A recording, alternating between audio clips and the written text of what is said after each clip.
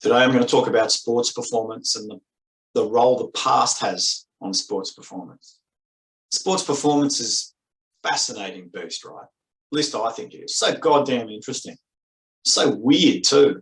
And many times as a coach over the years, I've witnessed great performances that caused more problems than they solved, more closings than openings, more plateaus than developments. And I think the big danger with great performance is that the athlete will desperately try to repeat it.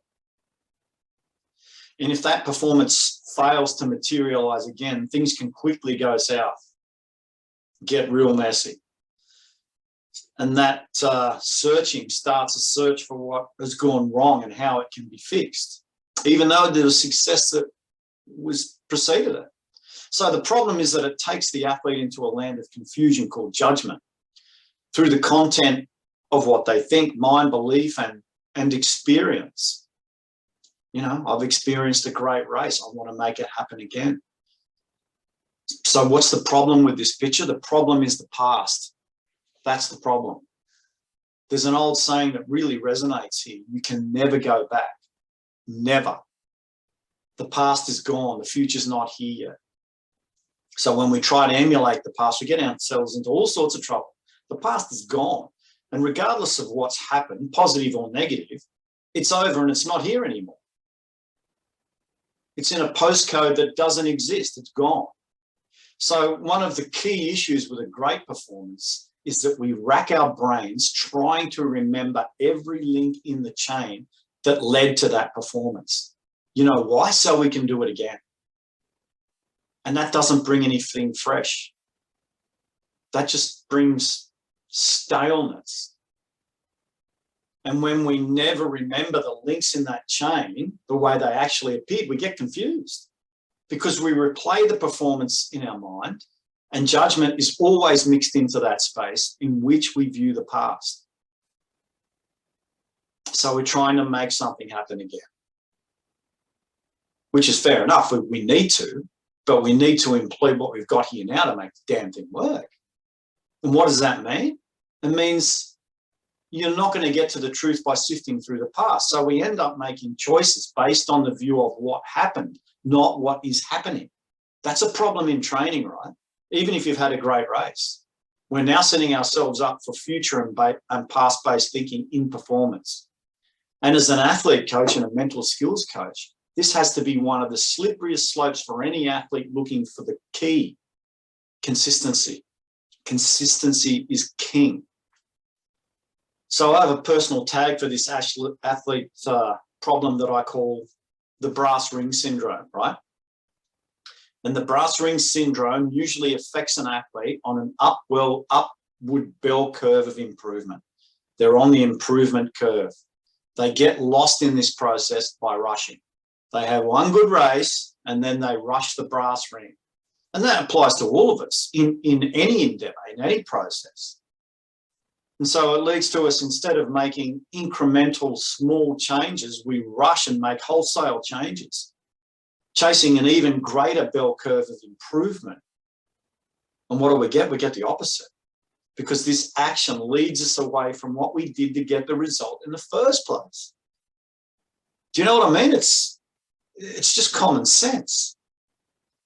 But when you sit from my perspective and many other coaches' perspectives, I'm sure, it's obvious. And often there's a stall in progress here as the athlete loses their way, gets confused, starts to look further and further outward for an answer to this confusion that they are responsible for themselves in the way they think and the way they believe.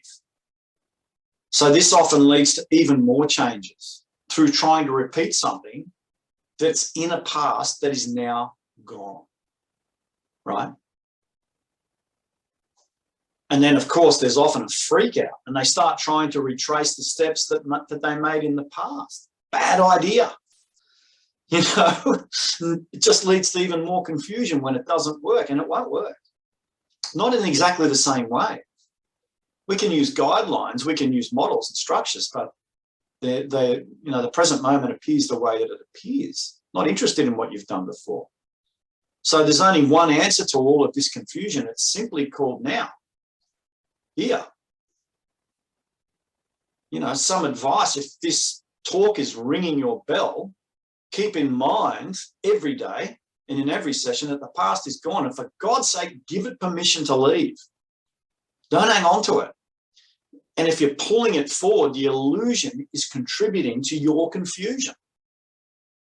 Do you know what I mean? It's pretty obvious when you can zoom out and look at it from the outside. The future is not here yet. If you're so busy trying to predict, make changes, measure and analyze the outcome, it's the same thing as the past because it's already past. And if you're projecting out to it, the illusion is contributing to your confusion in here. So you're going to make a choice. Where is the gold then for an athlete?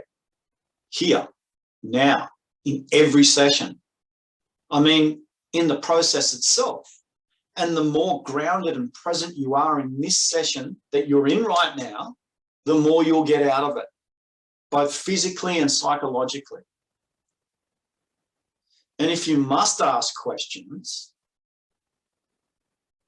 build a list that makes sense, that will help you move forward, that will help you on that bell curve, instead of retracing old steps. Questions like, can I relax into this pace? Can I allow this discomfort now? Can I allow this pain to circulate now, regardless of what's happened in the past? Can I allow the conditions to be the way they are? That's a biggie, right? Turn up on race day, it's cold, I don't want it cold. Turns up, it's hot, I don't want hot. I don't want windy. Can I be the space for whatever occurs and still remain present in this process right now? And as you can see, all of the above is processed based through focus in the present moment. And do you want to know why? Because where focus goes, energy flows. So if you're focused on the past, you're going to get a whole lot of past. If you're focused on fear of the future, you're going to get a whole lot of fear. That just makes sense, right?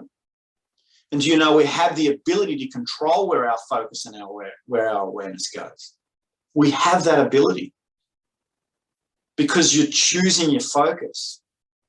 You're also choosing your reality in that choice. And if you're confused about that, it's because you're focusing on confusion. Thanks for listening.